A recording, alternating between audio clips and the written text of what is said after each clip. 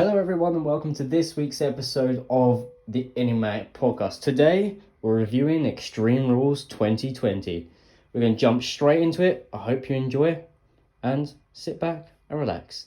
See you in a sec. Hello everyone and welcome to this week's episode of the Enigmatic podcast. Something a little bit more different this week, something we haven't done in a while. But today I'm joined by the beautiful Dominic King and Vickie. Hello. Shut up. So, I think the last one of these we did was Money in the Bank, I believe. But it is a review session today, and we're going to talk about everything that happened at Extreme Rules. We're going to talk about some news in another company. But first, is there anything you guys would like to throw in right now? Anything you'd like to tell them how your week's been going? I have not been at work, so it's been great so far. Sounds wonderful. It's been I'm going back today, so it's sad times. Oh no. What's that? Is you feeling a bit... It's got a bit of a tickly cough. Temperature's a bit high. Please, no, somebody save me. Oh, I am dead. I will bring you the noodle soup. Mum's famous noodle soup will make us better. It's that or wet paper towel when you're in primary school. Yeah. That's the magic healing remedy. Do you want a nice pack? Yeah. We ain't got any. The best we can do is wet paper towel. Okay. Slap. I mean, to be fair, chicken soup when you're ill is amazing. That's the only time I'll ever eat chicken soup. Just down the bottle of cow pole, you'll be fine. No. Yep. Yummy cow pole. No. That used to taste well nice though. You know, you'd be going to mum like, Mummy, I got a cough. Yeah. I think I need some cow pole. Then she'd bring up the cough syrup and you're like, shit. I was a weird one that liked Bonjela when I was a kid. For some reason, I like Bonjela. It kind of says to your day-to-day life now, Vic. Yes. Right, so. Bonjela addiction. I'm Vickie, and I'm a Bonjela-holic. So, anyway, there has been some big news hitting the wrestling headlines this week. And I'm going to leave my favourite till last, because I'm going to fangirl so hard when I have to announce this. If you haven't seen it already, which you probably should have, because it's been a while since it's been announced. But Impact Wrestling just had Slammiversary, one of their biggest pay-per-views of the year. And what a show it was. They put on some really decent matches. But not only have they put on some really decent matches, they had some really good returns. So everyone knows there's some layoffs back in WWE not too long ago. And we all know we had a lot of companies sniffing around some of these big talents. But it was Impact Wrestling that picked up most of them. Which a lot of them all assumed they're going to go to AEW. Some are going to go to New Japan, Ring of Honor. But a lot of them have gone to Impact Wrestling. I'm going to read off a list here of some of the wrestlers who have got either returned or will be making debuts in Impact Wrestling. So we've got EC3. He's returning to TNA. Brian Myers. Yeah, Brian Myers. Yeah. Cool. Eric Young has returned back to Impact Wrestling after not being seen on WWE for God knows how long. Very happy about that one. The Good Brothers, Luke Hansen and Doc Gallows. I'm pretty sure I'm getting wrong because I got their names wrong way around, but I probably did. That's cool. He was known as Doc in TNA, back when he was with the Aces and Eights. Then disappeared, went to New Japan and set a fire underneath himself. And also Heath Slater, Heath Miller, has also made his debut in TNA, and he's looking absolutely jacked. Especially after that last appearance he had for WWE. Hopefully he's going to skyrocket within that company. But that's not the big news here that I want to talk about. That is not the big news that I want to talk about. The big news I need to talk about right now to you guys is the Motor City Machine Gun. I'm so excited, I'm slurring my words. The Motor City Machine Guns are back in Impact Wrestling. Yep. Oh, the boys are back in town. That's a little bit more enthusiasm there. Alex Shelley, Chris Sabin, probably the best, if not one of the best tag teams in professional wrestling. Changed the game. They had a really great match against the Rascals, who I absolutely love anyway. You got Zachary Wentz, Trey, and Zach.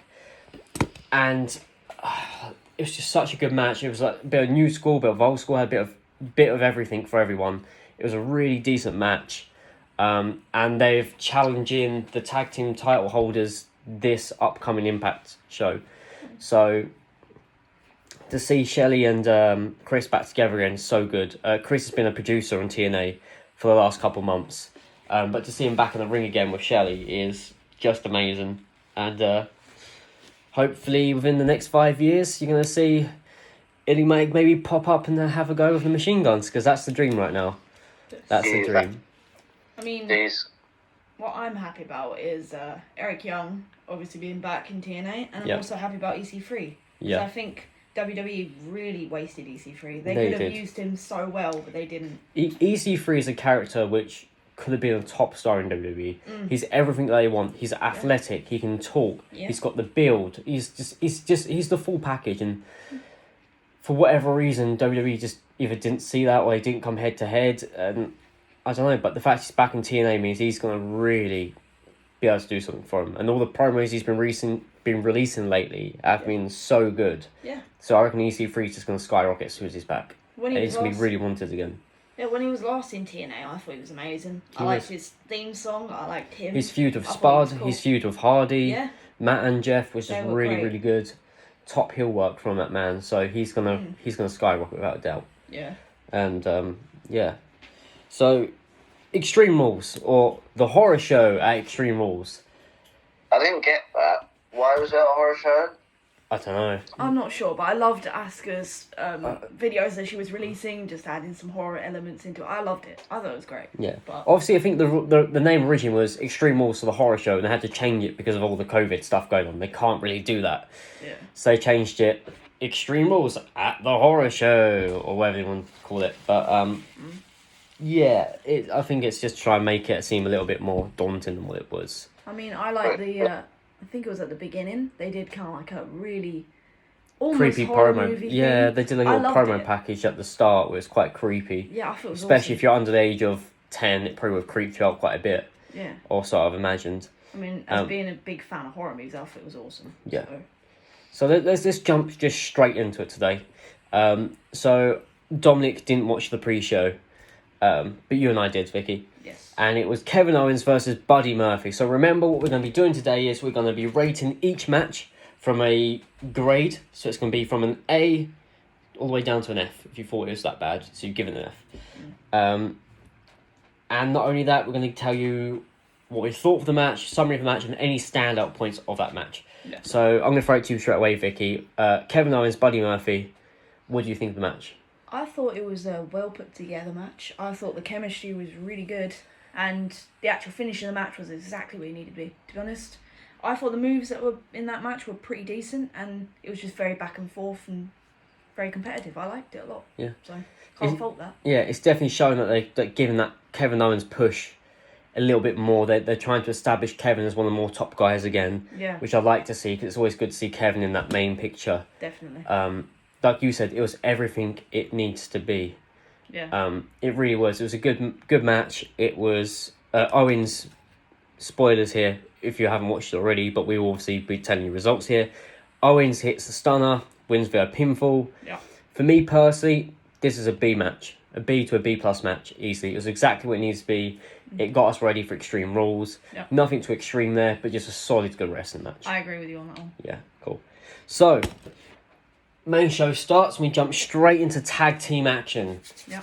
Some of my favourite, love tag team wrestling, and one of my favourite tag teams, The New Day, taking on Cesaro and Nakamura in a tables tag team match. It's for the tag team, for SmackDown Tag Team Championships. Yeah.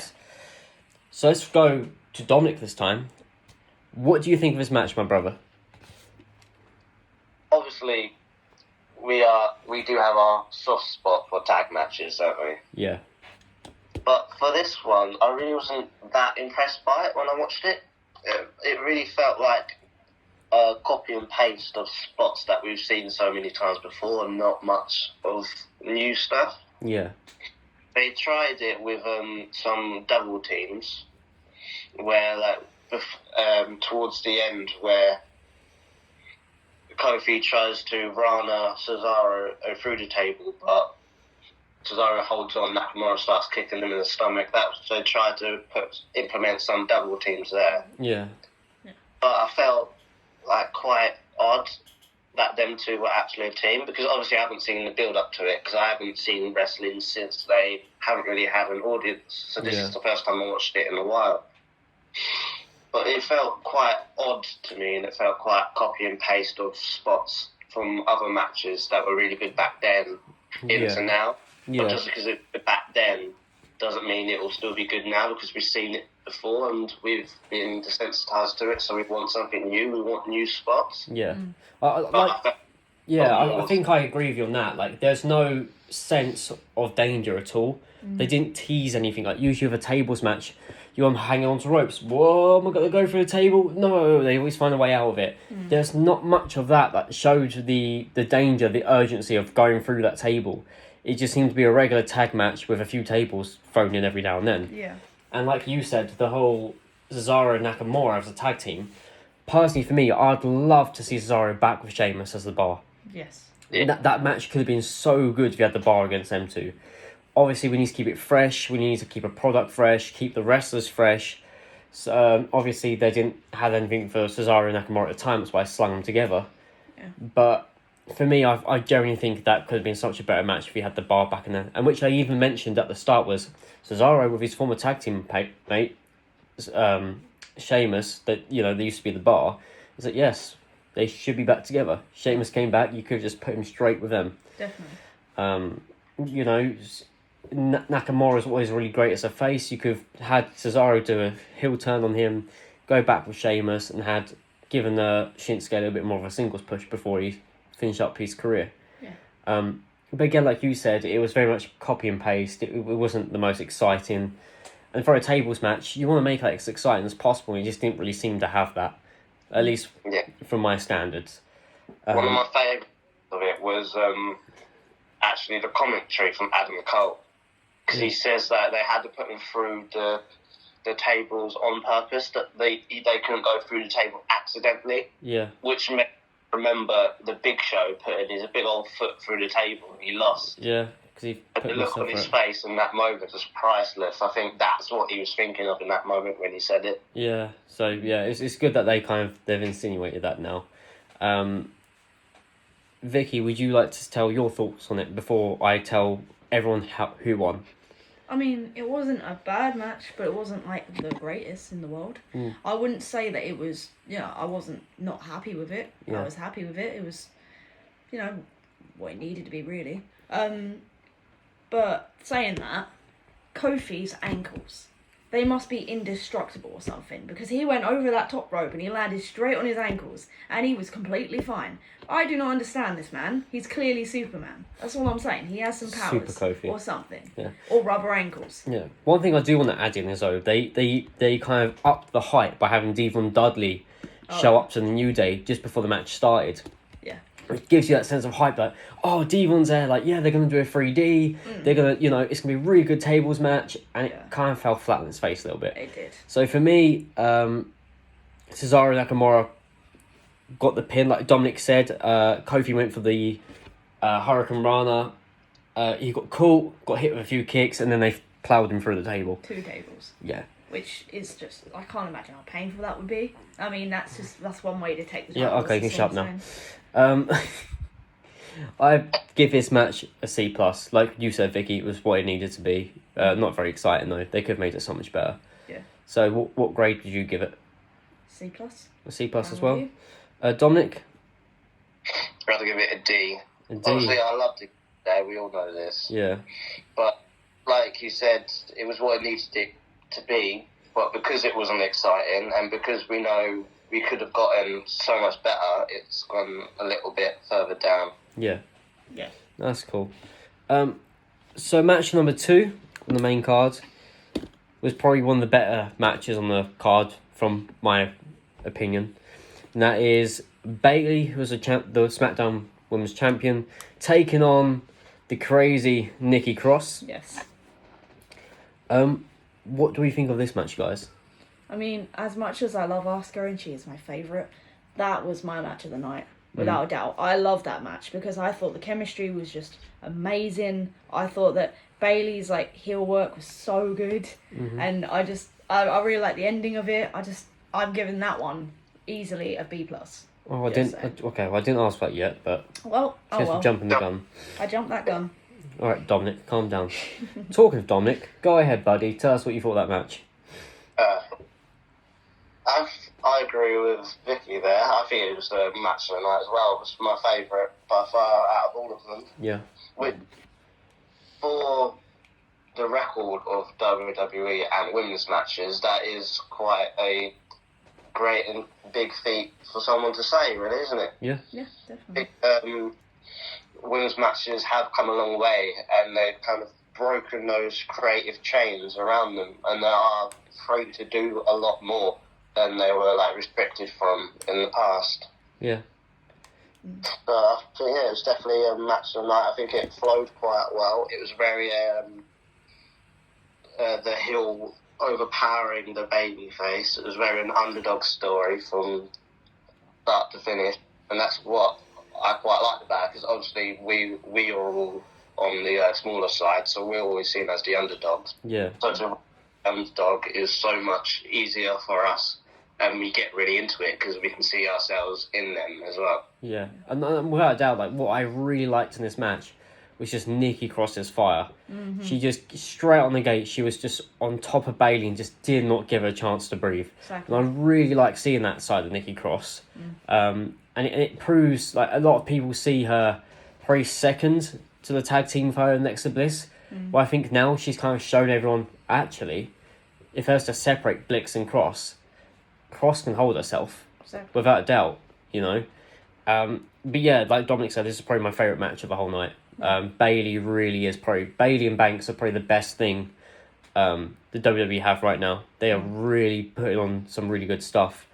So the finish was Bailey won, but with some assistance from Sasha Banks by throwing her the brass knuckles. The Banks rings, Bailey hit Nikki with it, and then hit her with the finish to get the pinfall and retain her Women's SmackDown Championship.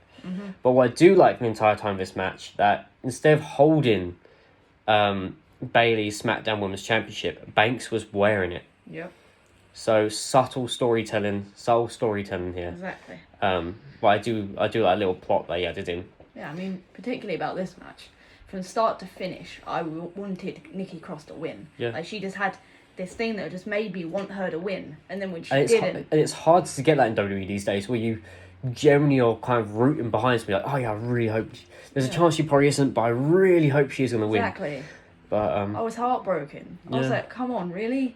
Not and again? she got so close as well. Yeah. She got really close. But now let's hear your rating. So Vickie, would you like to remind everyone at home, what was your rating for Bailey versus Nikki Cross? B+. B+. Dominic King? I would go for a B, because I think if they did some more maybe high risk maneuvers, then it would have been higher up, but it was still a solid match throughout. 100%. Yeah. So I've gone a bit higher than both of you here. I've gone for a solid A. Yeah. For me personally, this is not a style of match you see very often in WWE. It had that comedy for one of the top wrestlers in the company currently at the moment. For her to even come in and even start doing a little bit of comedic stuff, do that high risk stuff, do the drama. It had a little bit of everything. I really enjoyed it. And considering it was only match number 2, and it's been a few days since the pay-per-view, this is still the match that stands out in my head. Yes. Which is amazing, because I'm so forgetful. So the fact that I still remember this match and I really enjoyed it, 100% it deserves that A rating for me. Yeah. I mean, I hear that. I'm just very critical of everything, basically. So now we're going to be jumping on to match 3, and there isn't much to talk about here on match 3, but this was supposed to be Apollo Crews versus MVP for the United States Championship. So what happened here is MVP came out, Apollo Crews did not come out, and MVP declared himself as the United States Champion because Apollo didn't show up. So there's 2 questions I'm going to ask here. One, what do you think of the brand new United States Championship design? And number 2, can MVP just have the authority to class himself as the brand new United States champion just because Apollo didn't show up and defend. I mean, I like the championship a lot. I think it's a really cool design. And I don't really think he should have the authority to be able to do that. It's like a Mania when Kevin Owens is making his own match. But I don't know. What I'm more upset about is just Bobby Lashley. Just what are they doing with Bobby Lashley? That's what I don't know. He has so much potential, and they're just letting him stand there and just be basically a sidekick. I don't know. It's just bothering me because he could be such a monster. They're just not using him in the right way. Yeah, that's true. So if you look at his TNA stuff, he was an absolute monster in TNA. He was so good. Yeah. Dominic, what do you think on those? I think it was a 5-star match, obviously. Clearly. 5 stars. 5 stars. The belt, I think it looks a little bit like a vajazzle. Yeah, I think I agree with Vickie by the way of Bobby Lashley just being a side character, which happens quite a lot now with the if you're a mid-carder and you're built like a house, then you become someone's bodyguard. It seems to be the way of things. Yeah. And keep in mind, it was meant to be MVP as the voice, was meant to be the voice for Bobby Lashley, but yet MVP's declared himself as the champion and not Bobby, who's the man he's supposed to be representing. Exactly. So And the fact that And then doesn't make quite much sense there. Exactly. And then before that, he was aligned with Lana, and it's just like, what is going on with Bobby Lashley? Make him the monster heel he once was. Yeah. it's the fact that it was he appointed himself as the champion. Yeah. They can't put the rules out the window when the storyline calls for it. To be honest. Yeah. When they need it for the storyline, they just throw the rule book out the window. Yeah. Obviously, rumour has it that the reason Apollo hasn't been showing up to tapings or could appear at this pay-per-view is because either him himself has caught COVID or he's been in contact with someone who's had it, so he's had him to self-isolate for a while. That's what's going around at the moment. Whether it's true or not, no one's came out and spoke about it, but that is what's currently been said. So yeah, I don't quite agree with just MVP slapping it on himself. It makes sense for his character to do so because he's such an arrogant, cocky heel. So it makes sense where he's like, well, you ain't showing that. Well, I win the championship. I win by default. Yeah. But again, that's a segment that they could have just scrapped from Monday Night Raw and they could have put something else there. Obviously, they took away Hardy's bar match with Sheamus. They could have put that in there. They could have. Well, I would have much preferred to see Jeff and Sheamus, not because obviously I'm a massive Jeff Hardy fan, but I would have much preferred to have seen the Jeff versus Sheamus bar brawl match there, a match 3, instead of putting in MVP. Because that was just a lackluster scene. Yeah, it's just, there's no point of it. They could have done without it. Very lackluster. Yeah. They put someone else in there, like maybe one of Apollo's friends, like Ricochet, Tozawa, Kushida. They could have put any one of them 3 in there just to give them a little bit of time. Yeah, without a doubt. I mean, it doesn't even have to be long. No, could have been 3 minutes and we've been fine. We've been happy with it. Yeah, and then it's like, whilst the ref's not looking, Lashley just comes along, hits him, then it's done. Yeah, it's easy enough. But let's jump to match number 4. There's no point really rating it because we've kind of given our thoughts on it. You can't really rate it. We could rate the segment, but I can't be asked, so we're not going to do it. Match 4 was the eye for an eye match. Ray versus Seth Rollins. There's a lot to be said about this match. And a lot of people got a lot of different opinions. So a lot of you at home who are listening to this are either going to agree with us. You either really... it's like Marmite. You either really love this match or you didn't really like it that much. Yeah. Let's jump to Dominic first, and he's going to tell you his thoughts on what he thinks of this match. As a match, I think it was pretty decent. Yeah. There was some good back and forth, good storytelling from the body parts being used throughout. Yeah. It was the whole stipulation and gimmick of the match that ruined it. If it was just Extremes Rules match and not something that tried to make us believe that they actually had to take each other's eyes out, then it would have been so much better. Yeah. But it is what it is. It's that nosedive down quite a bit for me. Yeah. I mean, I agree with Dominic. I don't like the stipulation at all. I Yeah. thought that was they could have done something better. Yeah. But I mean, the actual match itself was good. It had good content in it. It was a decent match. I liked the fact that Rollins was throwing up afterwards, because that, you would if you saw someone's eyeball, you would vomit. Like, it makes sense. But So thanks for skipping ahead again before I tell the sorry, I keep results. jumping the gun. I'm too Yeah. excited. But yeah, it was a good match. That's what I say. Yeah, I think I've got to agree with Dominic here. It was a good match. It was just the finish. They could have done something so much better. The lead up was good. Storytelling was good. The psychology was really good. If they just kept it as a normal match, or a falls count anywhere, or no hold bars, or something, it could have really bumped this up. But yeah, it's just the finish I disagree on. Like Vickie said, obviously by what she said, you can kind of guess that it was Seth who won. He took Ray's head, pushed it against the steel steps, which apparently then removed Rey Mysterio's eye. Yeah. And instantly as that happened, Seth kind of looks quite traumatized. He looks quite sorry for himself. Yeah. He looks quite guilty. He started vomiting in the corner, whilst Rey was kind of rolling around, and everyone's kind of acting as if it was the end of Rey Mysterio. Yeah. Getting updates throughout the rest of the night, saying, we wish best wishes to Rey. It was quite a weird one, that one. Yeah. But let's hear your ratings for this match. I mean, I don't know. I hope it's not the end of the Rey Mysterio. That's all I'm saying. I think the ending should have been different, because I wanted him to get retribution, but he never got that.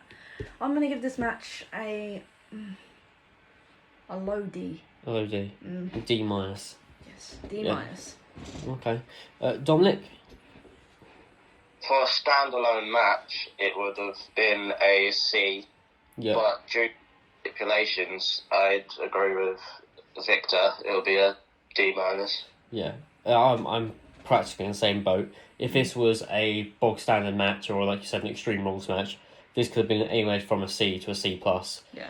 But just because of the finish, it's completely brought it down to a D minus, without a doubt. I mean, what doesn't make sense to me is having a match with a stipulation to literally pop someone's eye out and then go, "Oh, we wish him well. Hopefully he's okay." It's like, no. The guy's eyes just came out. He said, Yeah. "Cheers, up." Yeah. Makes no Well, sense. let's jump to match number 5, which is probably the second best match of the night. Some people might disagree. Some people thought this match was really good. There's still 3 matches after this, which might get a little bit of a... Sorry, there's still 2 matches after this one we'll just talk about, which probably going to be some people's favourite of the night. But for me personally, these 2 matches were probably the best of the night. And the next one is Sasha versus Asuka. So, this is champion Asuka taking on Sasha, who's obviously appeared previous tonight, and she wants to become 2 belts Banks. Yeah. But does she become 2 belts Banks? We're about to find out. Yes. Vickie, what do we think of Asuka versus Sasha's match? I mean, it's a match with Oscar in it, so obviously I'm going to enjoy it. I also really like Banks. Yeah. It was a really good match. It wasn't as good as Nikki Cross versus Bailey. Yeah. That's simply because of Bailey's heel work and simply because of Nikki's fire. Yeah. But Asuka obviously had the fire and Bailey had the heel work. But it was, Sasha, not Bailey.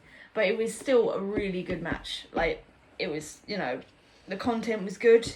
Overall, I enjoyed it. So, very good match. Yeah. That's all I got to say. Okay. Dominic? Yeah, I agree. This match wasn't as good as the first women's match, but which is actually quite interesting when you think about it.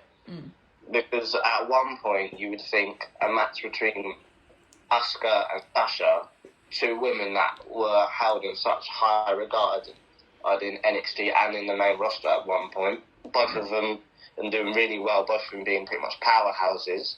Yeah. And now they were having a worse match than Bailey and Nikki, who were pretty much fought a lot of the time as secondary characters, but now they're having better matches. Yeah. And again, how often can you come away from a pay-per-view and say the best match of the night were the women's matches?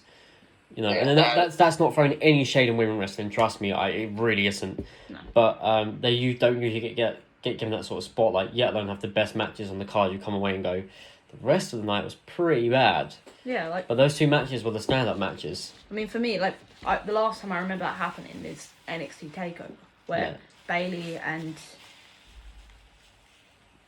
Sasha had that match, and everyone was like, "That was incredible." 9-man match. Yeah. So I that was the last time I remember that happening. I forgot to mention that like right before Nikki and Bailey, Asuka and Kyrie were cheering them on. I love that so much. Like, even if you lose, we will still be your friends. It was incredible. I loved it. You can do it. But funny.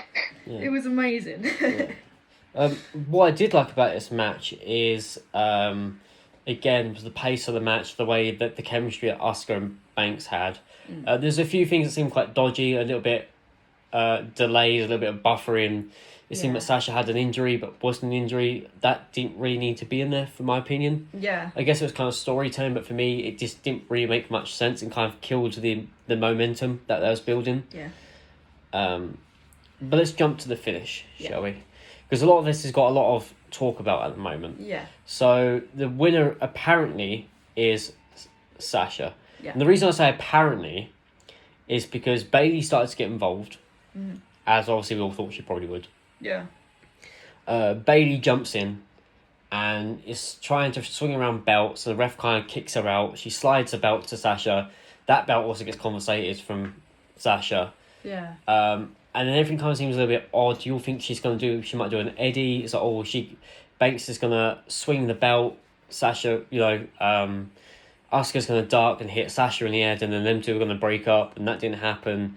And then it kind of just became this weird sort of moment where, in the end, Bailey stripped a referee of his shirt, Yeah. put the shirt on herself.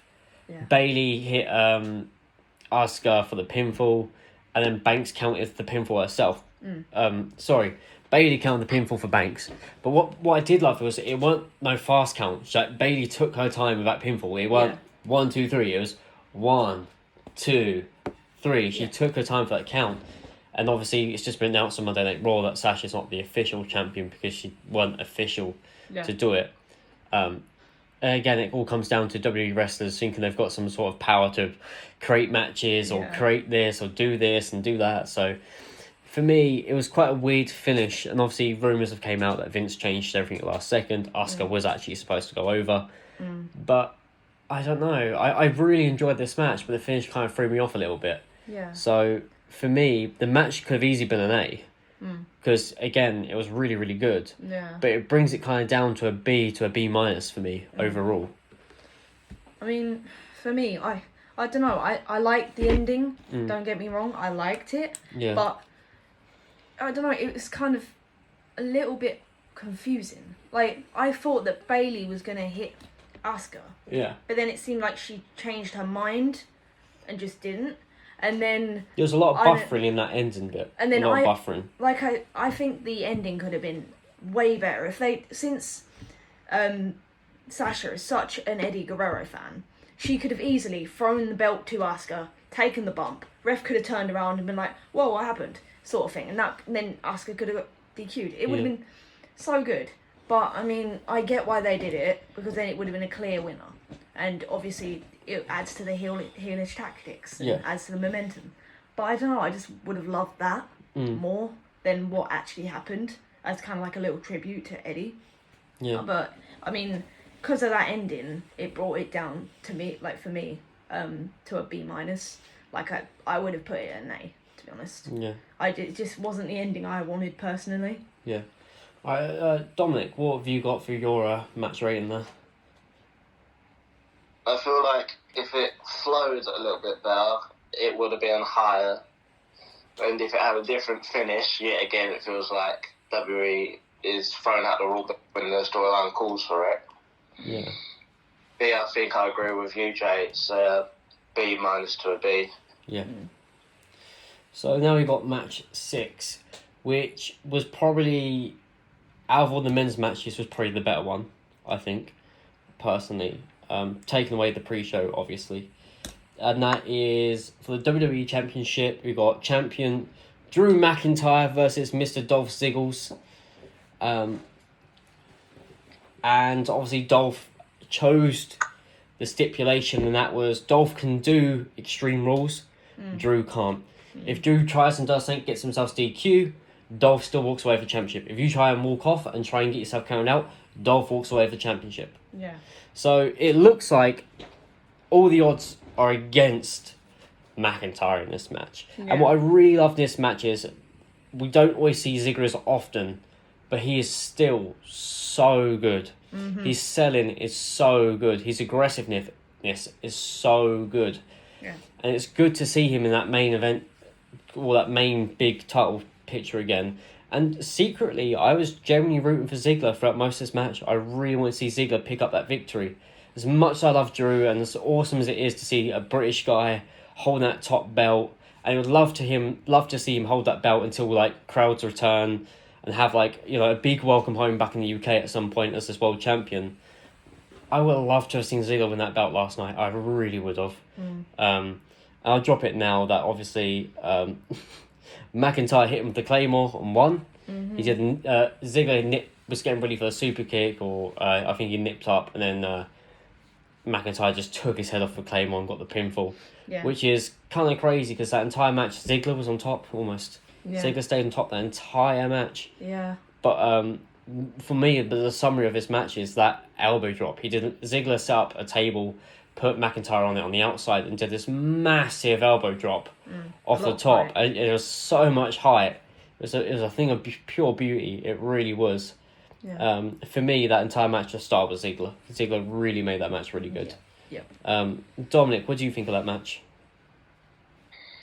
I will always root for Ziggler, no matter what, to be honest. Yeah. He's one of my favourites, always has been, and more than likely always will be. Yeah. From that Team Cena versus Team Authority match at Survivor Series. Which was our match of the week last week. Yes, if you've seen that or remember it, let us know. Let us know what you think. Yeah. And he has always been in such high regard for him in my mind, and that carries on into this match. I felt like it was a kind of a veteran kind to a not so veteran kind of style to the match. Yeah. It felt like he was trying to outsmart McIntyre throughout the entire thing. And when he nearly got that count out victory, he was so hyped, he thought he was going to get it, and when he didn't, he was shouting. He was like, "No!" He was shouting it you so could see, much. yeah, and I love that. You saw the amount of passion Ziggler had in this match, where he's just losing it because he weren't getting what he needed, and why won't you die, and everything else. It was really good to have passion from Ziggler. That's what really does make his matches so good. Yeah. It just reminded me why I love that man so much, and why he's so good in WWE, Yeah. and why they would be very smart not to let go of that man. Yeah, and hopefully, I think Ziggler has petitions to have a rematch, so hopefully Ziggler might get a rematch soon, because I'd like to see it again, personally. Vickie, your thoughts on the match, or anything you'd like to add what we already haven't said? I mean, I like both of them a lot, but I really wanted Ziggler to win. I want to see Ziggler as champ. Yeah. I think Ziggler used the stipulation as much as he could have to his advantage. Yeah. But, I don't know really about how it ended, because Ziggler was on top the entire match. It made him seem kind of silly, really. Yeah. But it made Drew look really strong because he overcame it. But I just know, I wanted that count out victory when it was teased. I was like, oh, he's gonna win, and then he didn't, and I was gutted. Yeah. But yeah, overall, I think the match is a B. Could Yeah. say B. A Don't B. know. Dominic, what do you think on this one? Might be a tiny bit biased from it all because it's Big Daddy Ziggs. Yeah. But I'd give it an A-. I really enjoyed it. Wow. My second favourite of the entire night. Yeah. And it just looked on the entire time, to be honest. I really enjoyed it. Yeah. I'm hoping that they might give him that one more big title reign before he hangs up his boots, because it might be soon because they focus on his comedy stuff. But I'm in agreement here with Dominic. I'm between a B+ and an A-. I thought it was one of the better matches of the night. Yeah. So now we get into the last match. This match is a little bit controversial, not as in the way the match is, but how a lot of people feel about this match. A lot of people really, really love this match. A lot of people thought this match was absolute trash and did not like it. So it's a swamp match, and it is Strowman versus Wyatt. Not actually been on a lot of the WWE network. It says the Universal title was on the line, but on the pay-per-view itself, they said it was a non-title match. Yeah. So we're not too sure there. But obviously, we had old Bray Wyatt come back to confront Strowman in a swamp match. Now, I can't really say much on this match. I can't remember it massively. But I am definitely in the crowd who did not like this match. Yeah. I did not think it was very good. I did not think it was very clear. I understand what they're trying to show from the mind tricks of Wyatt, trying to show all creepy, getting into Braun's head. But for me, it just wasn't enjoyable. Like, there's very, very good cinematic matches out there, like the deletion matches. You got the Undertaker and Styles match. Even the Funhouse match with Cena and AJ, that was really...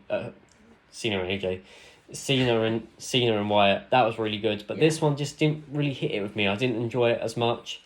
Didn't think it was that great, personally. There's not much for me to really add here. Obviously, a lot of the ending confused a lot of people, but just to summarise it here, they both end up in like this lake/river area. Strowman seemed to be on top and went to get out. As that happened, Wyatt managed to grab him, pull him down with the mandible claw. Yeah. I'm pretty sure we saw the Fiends again, didn't we not? Yeah, we did. Yeah, the Fiends kind of came back to reveal himself. Yeah. And that's a rough, very, very rough breakdown. So is there anything you two would like to add to more what I've already said to that? I mean, I didn't understand. Like, I'm sure they were. People probably recognised who they were, but I didn't understand who the random people were. The guy getting set on fire, no clue. The people trying to attack Braun Strowman, no clue. I don't know why there was 2 Braun Strowmans. That's what I'm trying to figure out in my head. Why? And I like the bit where Braun Strowman was tied to the chair and then Bray Wyatt was saying menacing things to him. It was very horror movie-esque. But I don't know. It was very lackluster. I mean, the Boneyard match and the Funhouse match have set very high expectations for cinematic matches. And this one was just, it kind of fell flat in comparison. And then I like the bit at the ending where it's like kind of a mystery because of the Fiend come back and dragging him like under the water. But I don't know, it was very lackluster and very confusing at times for me. Yeah. Really. Okay. Dominic, anything to add there? I can appreciate what WWE are doing with the whole cinematic matches. They're trying to keep it fresh, they're trying to keep it new, they're kind of trying to keep us on our toes kind of thing. But cinematography-wise, I loved it. It looked like really good, like the settings, the props, and everything like that. I really liked that. I was just looking about. It kept me intrigued. It kept me locked onto the screen whilst I was watching it. It just because I like all that kind of stuff to see what kind of details they throw in and how that can make you feel. Yeah, looking out for little mini Easter eggs and stuff like that. Yeah, and the fact that they used Alexa Bliss in there as well, I really enjoyed. Yeah, I like that. You came up with an interesting theory, didn't you, Jay, about that? Mm-hmm. Do you want to? I can't remember it, but I know I did at the time. It's about Sister Abigail and how... Oh, right, yeah. So I believe that Sister Abigail is like a false or identity that will take on anything that your heart most desires. And that's the form it will take and show itself to you. Yeah. So at the time, Strowman, storyline-wise, really liked Alexa Bliss and he wanted Alexa Bliss.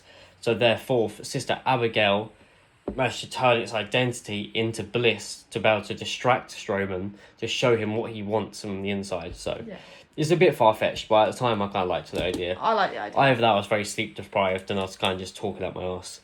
But either way... It's a very good thing that it ended on the cliffhanger as well. Yeah. I feel in the moment I was quite disappointed because I was like, oh, it's a match. I want to finish the match. Yeah. But thinking back on it, I'm quite excited to see what happens next. Yeah, and it has been said that this match was meant to be writing off one of their characters for quite a few months. So I don't know what that now means. Strowman's going to be gone for quite a few months and the Fiend's going to appear with the belt, or the Fiend's going to disappear for a while and Strowman's going to come back. But again, it's really hard for these sort of matches for a character to come back from. Even when they brought Styles back, it was quite weird to see him again on TVs because we've just seen him buried alive. In a very good match. Yeah, in a very good match. So it's quite odd for me personally. I think it's because Strowman still has relationship and that history with Braun, that it might be a little bit easier to bring him back. And also has just in their head, there's so many different possibilities to continue that storyline further. There's so many different ways they can go with it as well. Yeah. Maybe Braun or the Fiend can convert Braun back to the Wyatt family. Yeah. And make a bit of time until Braun comes back and be like, haha, I was just pretending the whole time, kind of thing. Yeah. I mean, what I did like was when they did show Rowan and Harper, they was willing to show them, but not without their masks on. They only showed them with the sheep mask. They were not going to unmask them and show them on WWE TV because they just sacked them both. But that's it. That's Extreme Rules. But before we wrap that bit up, I want to know your grade on that match. I don't even know how to grade it, to be honest. I think for me, this was probably the worst match of the night. I'd give it like a E+, if that's even a thing, to be honest. Quite a low rating. I just wasn't impressed, really. It was too confusing for me. Okay. Dominic? I think it had different layers to it that deserves different ratings. Yeah. For photography, I loved it. That's an A. Yeah. For storytelling, throughout the match, it wasn't so good. But the open ending had my mind racing to so many different possibilities. So I'm saying that's a B. So for the match as a whole, I would say, to round it all up, it would be a B, a C+ to a B-. Yeah. Just for the match itself, it wasn't so good. Yeah. But for the into it and for how it looked and the possibilities that might come afterwards has bumped it up quite a bit for me, to be honest. Yeah. See, now this is where I'm going to sound a bit more of a dick, a little bit more controversial here. Oh, you didn't anyway? No, not anyway. For me personally, like Dominic said, there's so much to this match that you need to take into account, and you could individually rate certain parts. But if I was going to do my enjoyment of this match as its entirety, it's getting an F from me. Yeah. I straight up just didn't enjoy it. I genuinely thought it was the worst match of the night. I just didn't enjoy it. I know a lot of people out there like, oh, it's an A+ match. It's the best match of the whole night. Generally can't agree with you here. You sweaty little wrestling marks. This is coming from a professional wrestler. You're wrong. When you try to compare it to the Boneyard match, there is... Yeah, when you compare it to all the other cinematic matches out there, but at the same time, it's different characters trying to fit different vibes. Yeah. I understand it. Yeah. But if I was to actually critique it from a professional wrestler standpoint, which I am, did I mention I'm a professional? Oh, are you? I am, Wow. apparently. I you for 6 years. It's not very long. But yeah, from my personal enjoyment, it's an F. But if I was to critique, like Dominic said, the photography, the cinematic, the storytelling of Alexa Bliss and everything else, it's probably going to get like a C- from me. Yeah. I didn't think it was as bad as it was if I was to actually break it down into individual parts. But as a general, just sitting at home as an average fan, it would probably get an F from me. I actually agree with you on the other stuff. Yeah. The C-. Yeah.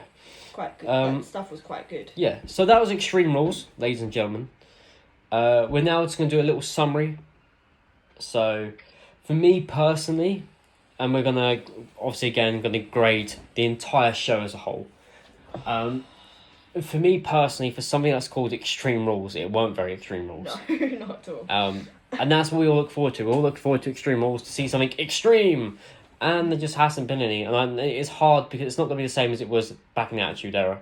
There's different laws and legislations and health and safety violation codes that they now have to do to protect their wrestlers and different ratings. Exactly. And sponsorship brands and all that. So they have to be more careful now. But for me, don't be calling it Extreme Rules if you're not doing Extreme Rules anymore. Mm-hmm. No, a table match was as extreme as we got. Someone's eye popping out was as extreme as we got. Some being dragged into a lake and being set on fire was as extreme as we got. It's not all like of them things sound extreme. It does, but the fact that it was so spaced out and it weren't quite, the women's matches had no element to it. You know, the Ziggler and McIntyre match could have been a lot more extreme. Like you had the awesome elbow drop, you had the few chairs being done. Yeah. But for me, I kind of want something a little bit more. I'm not saying I want ECW, ZZW, that sort of stuff. No. But maybe, throw a TLC in there, throw no hold bars in there. you could have just thrown something just a little bit more in there that could have been just a little bit more enjoyable. Get a few more kendo sticks. Get a few more steel chairs. Yeah, just that sort of thing. Just a little something just to make it a little bit more spicy. Yeah, spice it up. So for me, overall, I give this a nice solid C. I think it was really enjoyable, had some really top-class matches. A few matches not quite worked for everyone, the two segments that weren't quite for everyone. But overall, I think it's passable, so it gets a C from me. Yeah, I'd give it a C as well, to be fair. The women's matches were really good. There were some other matches which were really good. It wasn't. I wasn't bored. I didn't not enjoy it. I did definitely enjoy it. So, yeah, C. Okay, Dominic? Because I did enjoy some of the matches, it wasn't so extreme rules. It felt like more of a TLC kind of deal. Yeah. Give it a B minus because the matches themselves weren't average, so I won't give it a C. Yeah. But for the matches themselves, they were quite good. I think in the eye for an eye match, even though the stipulation was a bit off, they did have some cool things in there. They did use the kendo sticks in there. In the tag match, they did use the tables. In the McIntyre match, they did use the chairs, which is why I say it's more like a TLC kind of deal. Yeah, I feel that vibe as well. But they kind of tried to make it as extreme rules as people allowed them to make it. So I'd say B minus. Yeah, that's cool. So that has been Extreme Rules 2020, ladies and gentlemen. Reviews by Enigmatic, Andros J, Vickie, and Dominic. Obviously, Eden Rise hasn't been here because he's been a bit busy and under a bit of stress, and he's more than likely probably still asleep right now. Yep. Bless him. But we wish him all the best. Make sure he's all right. We'll check up on him. Definitely. So make sure you give a nice little comment in the comments below. Write something nice for Eden to read, because he's missed this one. And it's been really nice to have us all back together over the last couple of weeks. Hopefully within the next couple of weeks we might all be able to meet up again properly, sit in the studio and have a little bit more better quality for you. But again, we've had to go back to audio calls just because of everyone's been so hectic and there's a lot of stuff going on behind the scenes right now. But hopefully within the next couple of weeks we might be able to get everyone back together again. Obviously there's still going to be a few more Draw My Lives to come out. There's going to be myself, Eden and Dominic's. I've got them scheduled to come up at some point. But you will get those. And again, as always, we love you. Thank you for the support. If you do have any more suggestions for us, anything you'd like us to hear, anyone you'd like us to interview, anyone that you reckon we can get in contact to interview, we're more than happy and willing to do that. Just drop a comment below and let us know. But that has been this week's episode of the Enigmatic Podcast. I have been... Did you just become a horse? I thought that was you. No. Oh. That's my voice. Fair enough. Well, this week, unfortunately, because Eden is not here, so EJ is not love, EJ is not life. But Motor City Machine Guns are love, Motor City Machine Guns are life, and they are one of the greatest tag teams, second to Enigmatic. So, alright, I've got to blow someone's horn, might as well be our own, right? Yep. I've been and after all, I am the pace setter. I am the pace setter, Andros J. Your brain just melted. It did for a second, yeah. You need to say who you are now so I can turn this off. I'm Eden Rise. You're not Eden I Rise. am Eden the Rise, coolest butterfly. I'm delicate and I can fly Okay, a million miles. okay, you can shut up now. No one likes you. I'm Vickie. Goodbye. I have been your favourite member of Enigmatic, Andros J, and also your favourite Dominic King. And unfortunately, you've had to put up with Vickie. I do apologise. When I get our website going, there will be a discount code just to apologise for Vickiness. I'm the best Sharp. member of it. Ladies and gentlemen, thank you very much. Sorry to drag on a little bit. I hope you've enjoyed, and we'll see you all again next Thursday. Take care, guys. Bye. Bye.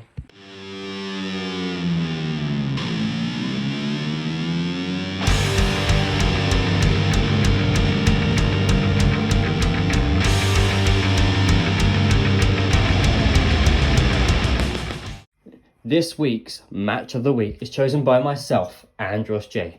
As the very, very hyped Motor City Machine Guns have now returned to Impact Wrestling, what better choice than to choose one half of the Motor City Machine Guns match? We're choosing Chris Sabin this week. We done Alex Shelley a few weeks ago. This week we got Chris Sabin. We got Chris Sabin versus Loki from back in TNA, back when apparently the good old days. This is again a great match, especially on Chris Sabin and Loki's behalf.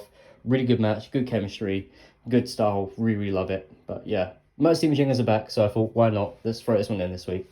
Okay, guys, take care, and I'll see you next Thursday. Goodbye.